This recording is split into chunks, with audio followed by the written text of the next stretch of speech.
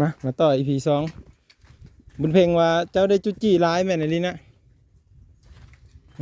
ข่อยนี่จะไปหาเด้อเจ้าไปหานะเอาแม่เจ้าก็ไปแม่เจ้าไปคุดเสานี่แม่นนะบ่ได้จะให้ว่ะแม่เจ้าว่าบ่ให้ว่ะFC กินข้าวนี่แม่นว่ะปลาลุงกินข้าวนะแม่บุญเพ็งคือบ่ว่าล้างมือเลยล้างมือติอ๋อเบิ่งดูหาเบิ่งมือดูหาเอ้ยเปื้อนนี่ดิล้างมือไว้ล้างมือก่อนกินข้าวไปไม่อยากบ่ไปล้างมือไว้ล้างมืองามเด้อมากินข้าว100ก็เอิ้นปลาลุงกินข้าวนำได้เพิ่นเบิ่งจะอยู่ได้นี่ฮะเพิ่นโอ้สบายคือบ่เอิ้นกินข้าวนำเด้มาเร็วปลาลูกกินข้าวเด้อบ่บ้างก็ยากเด้กินปลาบ่บ้างก็ยากเด้เพิ่น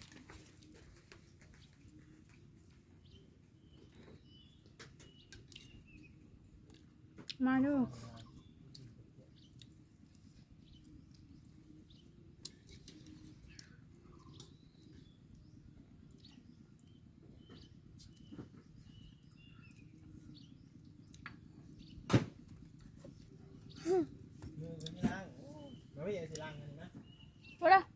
ว่าเขาแพง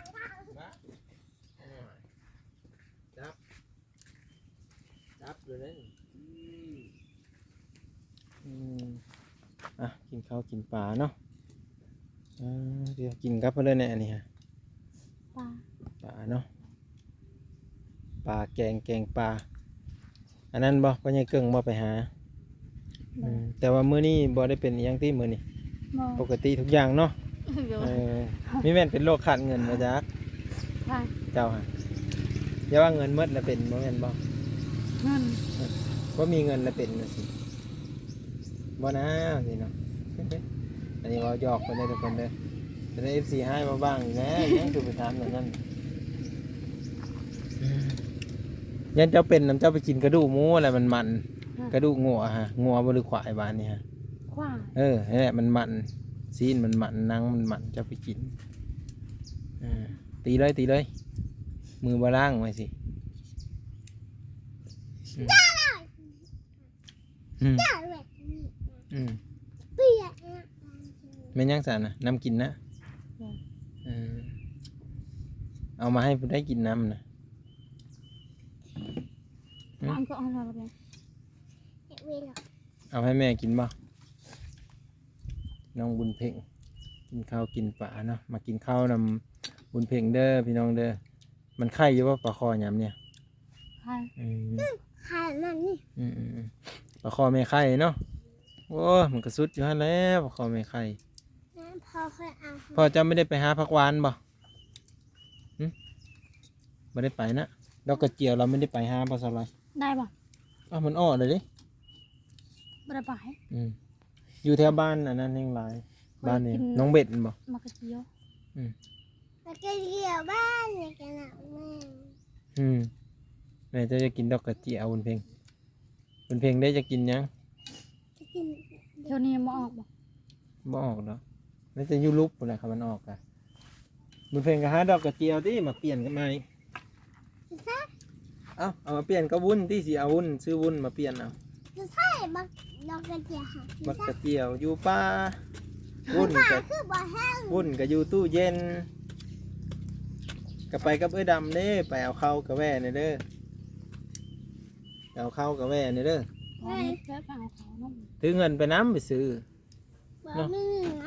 พอมีเงินบ่ขอตัวเจ้าตัวจังได้แม่มีเงินอยู่ไปซื้อซอยนี่เด้อมีนี่เห็นบ่แล้วมีบ่มีนะเขาซื้อบักทุดินอะไรก็มีแม่เขาซื้อให้บักทุดินซื้อไรบ่ซื้อเอามากินนะที่สะคือมดไว้แท้ไปยังเกิงจังมงมาจักเขารู้ไปดองนี่คือจีค่ำเลยเนาะเมาบ่ครับโอ้ยเมาแล้วเลยคนพี่บ้ากับผัวเจ้าลึกหลอกโอ้เริ่มทนายมักเมาฮะ หยอกผู้สาวเลย ยกผู้สาวอีกบีให้บ่สมมุติว่าเจ้าเห็นเพิ่นใหญ่เก่งต่อหน้านี่ คอยเห็นยังคอยหาย ให้บ่ อืม ห่วงเราบ่ห่วงบ่ ห่วงเลยหาย อืมห่วงกันเนาะ คอยมัวโลด สมมุติเจ้าเห็น คอยมัวจะบานคอยพุ่น เออ คอยไปอยู่นำกันเนาะ โอ้สมมุติว่าเห็นเราหยอกผู้บ่าวนี่นะเห็นเราหยอกผู้สาวอ่ะ ถ้าหยอกผู้สาวเนี่ยคอยปะเลยคอยไม่สนใจเลย โอ้เป็นนั่นก็คือว่าจะใช่แบบในใจนะว่าสุพังเนี่ย ก็หาคนใหม่อีก เออว่าแบบในใจนี้ ปะเท่านี้เลยป้าคนใหม่อีก เออแบบในใจนี่คือแบบว่า อยากได้คนใหม่ ยังได้คนใหม่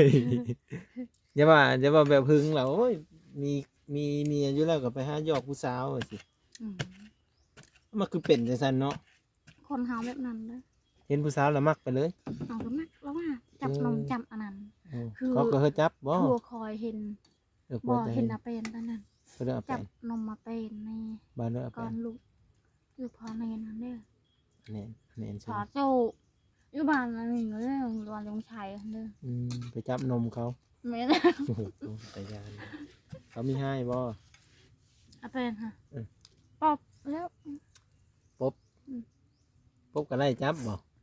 เจ้าเห็นบ่เจ้าไปอยู่ไสเจ้ายังเห็น โอ้ยคอยเห็นแต่คอยเอากัน เออ คอยกันหาย จะไปหาจับว่าซั่นนมเมก็มีไปจับนี่อยู่สิ จอย เออไปซั่นก็มีเนาะ โอ้ยมี คอย แล้ หาว ก ข ระ นา ดิ่ ด ง คนเฒ่าขนาดคนเฒ่าได้นงไปหลุดแล้ว เออ มั ยั ก ง ตาย ม่วนยังม่วน ไปหาจับให้แล้วแบบนั้นเนาะมีตัวเองก็มีคันบ่มีเมียนี่แบบนึงเนาะ แม่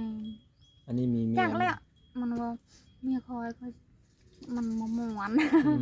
ม นมไม่นมใหญ่อย่าเป็น เออคือบ่เห็นว่ะบ่เคยเห็นอาแปนจักเทื่อเลย ว่าเคยเห็นเลยเลย คนตุ้ยบ่ตุ้ยเตี้ยๆบ่ ตุยเตี้ย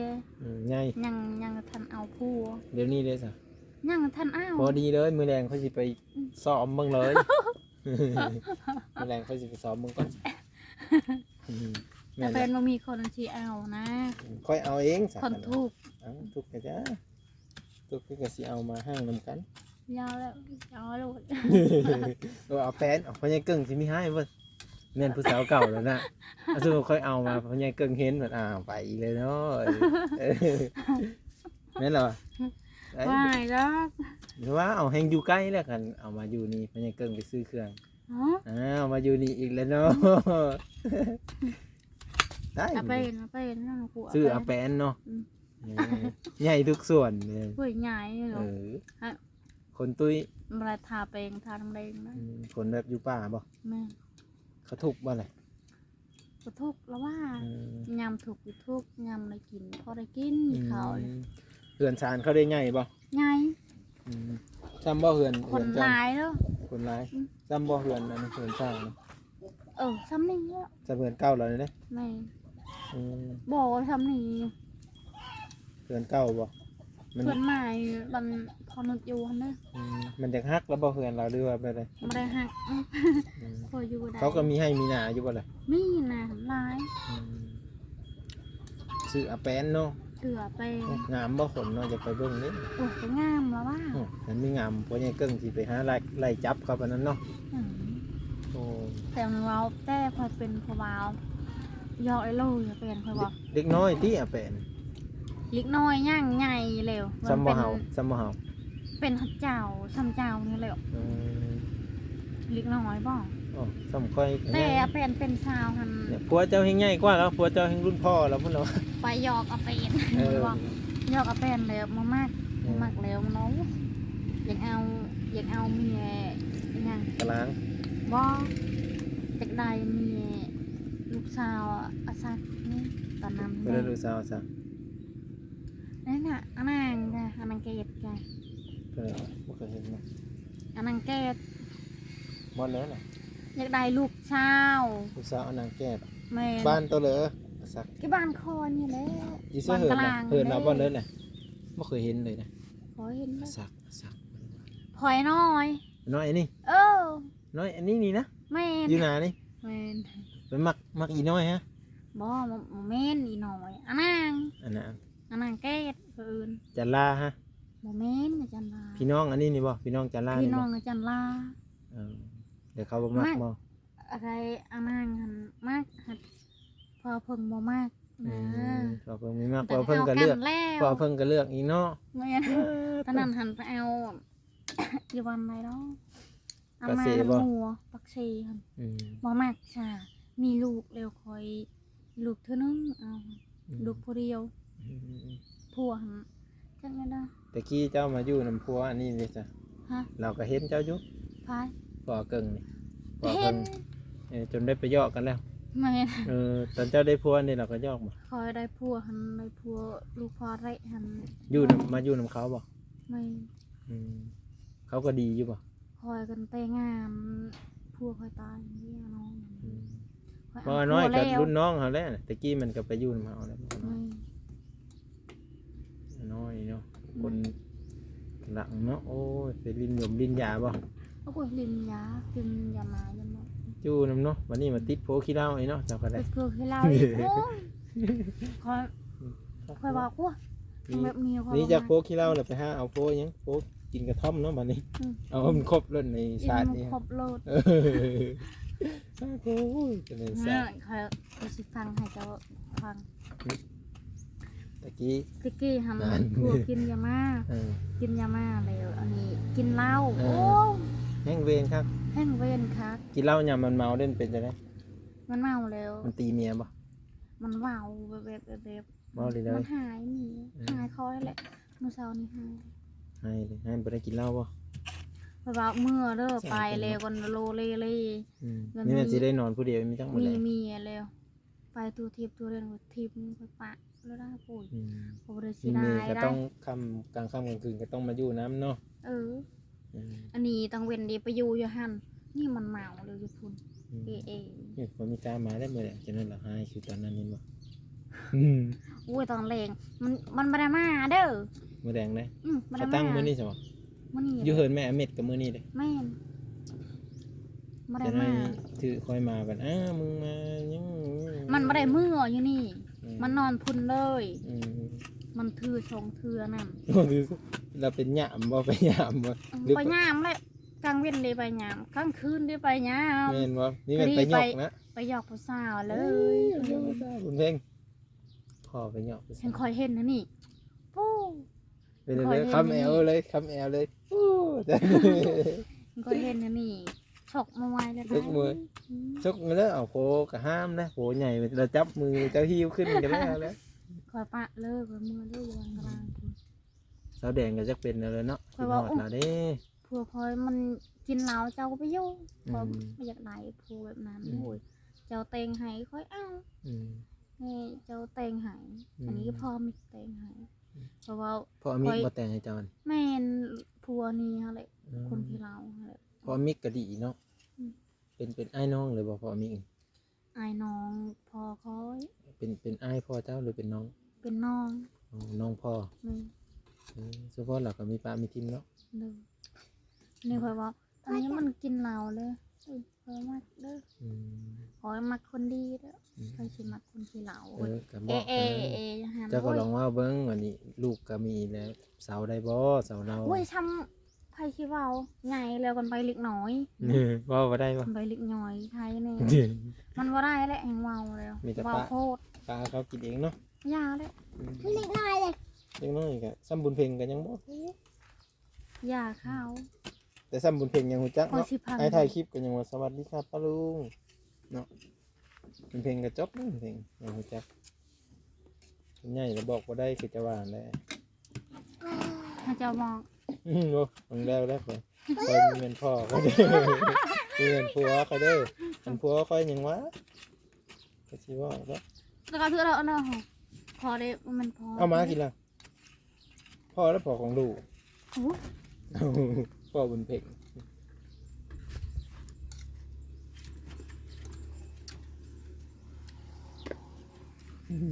เดี๋ยวฉันกับเป็ดเนาะว่า อันนี้คอยว่าคอยลวกเอาโลด เลือกเอากินกระทอมอีก เอาให้มันครบเนาะ มันครบจ้ะให้มันตีโลด พอดีแล้วหาเงินในหัวกินกระท่อมมาได้ตายครับเจ้ากินกระท่อมแมงกว่ากินยามาเด้อยามันบ่ได้กินมัน คือน อ กัน น ทะ เด้ เล อ กับเอียมาย ามันบ่ได้กินมันนอนเด้อกระท่อมเด้อ คือกันทะเล มีแต่เข้าไปแต่กลางคืนได้ นั่นเขากินกระทอม หวังบนเพ่งยานเด้อ เขากินกาแฟ ตับไตใส่พุงบ่ได้หยังเลยน้ำกระท่อมเอาไปกินเอาบุญเพ่งบ้านๆเลยสวัสดีค่ะไว้ สวัสดีค่ะ นบจบเจอไว้ขุนเก่งไว้ปลาลุงเพิ่นเบิ่งอยู่ได้นี่มากินไหมพี่เบิ่งเสียมเบิ่งเอาไว้ก่อน เขากินข้าวก่อน อ้าวแล้วเดี๋ยวไอซีเมอร์ได้นี่ เลิศ บ๊ายบายเมอร์อยู่ดอกเห็นว่ากันเลย บอก ขอบคุณค่ะไว้ขอบคุณปลาลุงไว้ที่เบิ่งคลิปให้ไว้เดี๋ยวมื้อหน้าจังสิเฮามา มาขนมเด้อ อันบ่มีขนมเด้ขอบคุณค่ะ อุ่นเจ้ามาแล้วอีเฮือนมาแล้ว มาจะซื้อเลยซื้ออีก10,000มื้อนี้พอดีเป็น3,000ซื้ออีก10,000เลยพอดีเป็น3,000เลยเนาะมันเพลงเนาะนั่นมันเพลงกับพร้อมอยู่เนาะ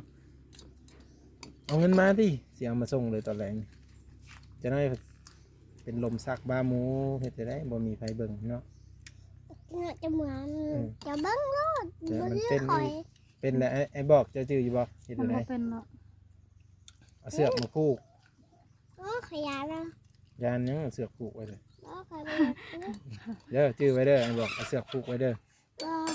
ก็ใส่ก็เอาเตียงนี่ทับไว้จะงอเตียงทับไว้เลย มันก็บ่ติงแล้วมันหนักแม่นแล้ววะ เตียงยังเตียงเด้ จะงอทับไว้เลยติงไว้เลยหาเอาไม้มาติงไว้ มันก็บ่ติง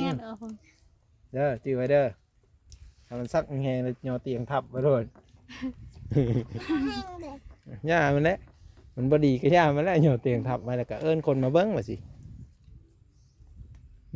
มันทำเองวะ มันทับเองว่าสิเนาะไปกลับก่อนทุกคนอยู่ดีมีแหงเหมื่อนทุกคนเด้ออันนี้ EP 2พี่น้อง EP หน้าจึงมาพอกันใหม่เนาะก็คือมาจำนี้แหละมีผ้าบ้างแหละซื้อวุ้นมะพร้าว โอ้ยหวาน แต่ก่อนก็ยังติดหนี้อยู่เนาะทุกคนกลับก่อน